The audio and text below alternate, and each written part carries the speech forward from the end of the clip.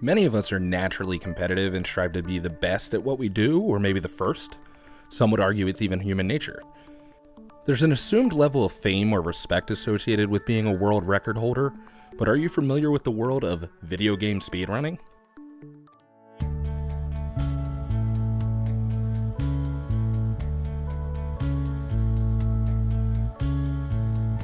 Maintaining a work-life balance keeps getting harder, but it doesn't have to.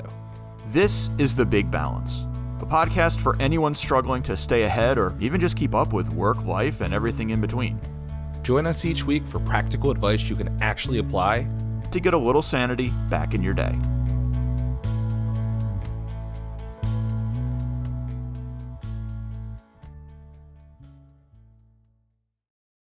Hello, I am John, and I will not be joined by my co-host Brian this week. As is usually the case with solo episodes that we each record respectively, I have full liberty over topic selection in our conversation today, so I'm going to explore not necessarily a hobby of mine, but a subculture I've become fascinated with: speedrunning. In short, the goal of speedrunning is to beat a specific level, map, area, or even an entire video game as quickly as possible. Reminiscent of days of the arcade and funneling coins into the cabinet to etch your name into that high score, speedrunning is a very active online community with many different leaderboards, criterias, and challenges. In fact, it's so active that not only is there thousands upon thousands of hours of footage uploaded onto YouTube and different video hosting sites of people competing, submitting their times, streaming their attempts, there also exists a corner of internet where content creators make videos about speedrunning. That was my introduction to speedrunning, at least more than just a quick glance at the community. I do think there was an early viral video of someone beating a level of Super Mario flawlessly that made the rounds on early YouTube, but as of late, I've been watching content by creators like Summoning Salt, who document different speedrunning stories, I'll call them. Essentially, he puts together really well done short documentaries about the history of certain speedrun attempts, or the history of different records and their holders. On the surface, it sounds pretty nerdy, and it is, but one of the really impressive things about his content is the ability to weave in great storytelling or narrative arcs that you find yourself having some type of emotional response to these seemingly trivial stories. And that got me thinking.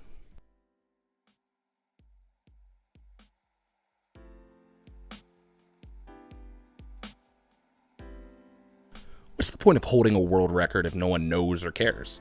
The speedrunning community is a dedicated but niche community with many different smaller communities within it, and they're all after that top spot on a leaderboard. A leaderboard that most people will never see. Why? Curiously, maybe I already have the answer.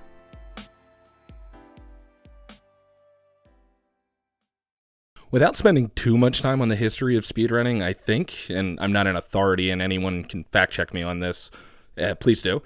The general consensus is that early speed demos of the video game Doom were the progenitors of modern speedrunning, which is why one of the authorities and place of record for these records would be speeddemosarchive.com. While you're listening to this, feel free to head on over to the site and check out some of the different boards, and you'll see there's pretty much a board for any game, any and all games you can think of for that matter. But like I mentioned before, I found or re-stumbled onto the community by YouTuber Summoning Salt.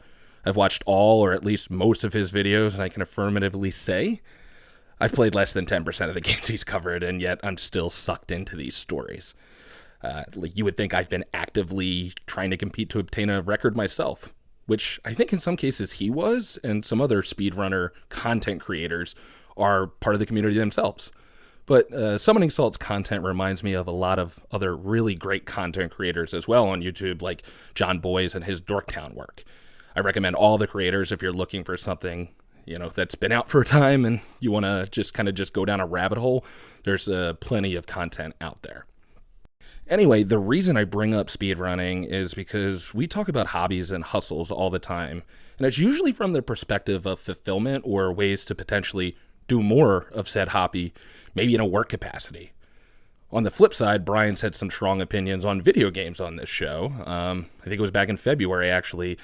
We had a back and forth on a cautionary tale of video game addiction.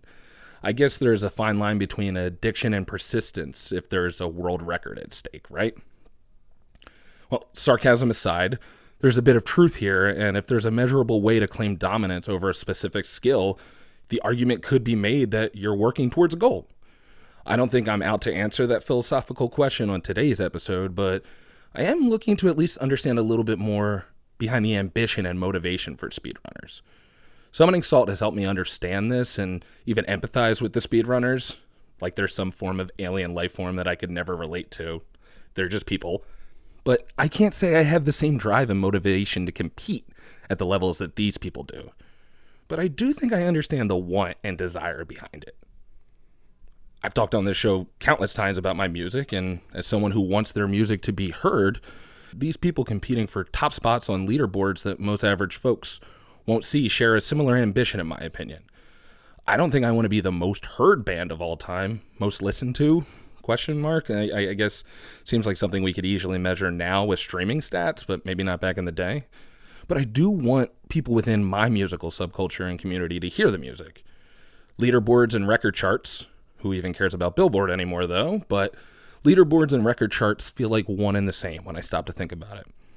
We all have goals for ourselves, and folks like speedrunners have different goalposts for themselves based on a very fluid and active community. So the more I thought about it, the more I realized it really is human nature to be the best, or to want to be the best, or the first, whatever. It's human nature. I think it's a rather long-winded soapbox talk that I did here, and thanks for coming to my TED Talk, without much of a moral. But thinking about the speedrunning community and the creators who are making it, I felt like it was a community worth highlighting, and I think it's something that's pretty remarkable what some of these people were able to do.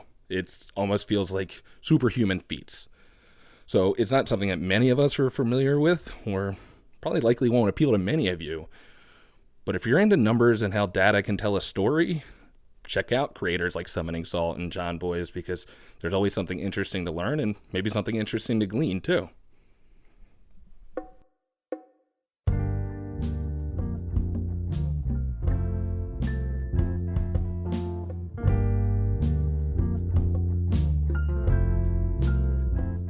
Thanks for listening to the Big Balance Podcast. Don't forget to like and subscribe wherever you get your podcasts, and drop us a comment while you're there. Until next time.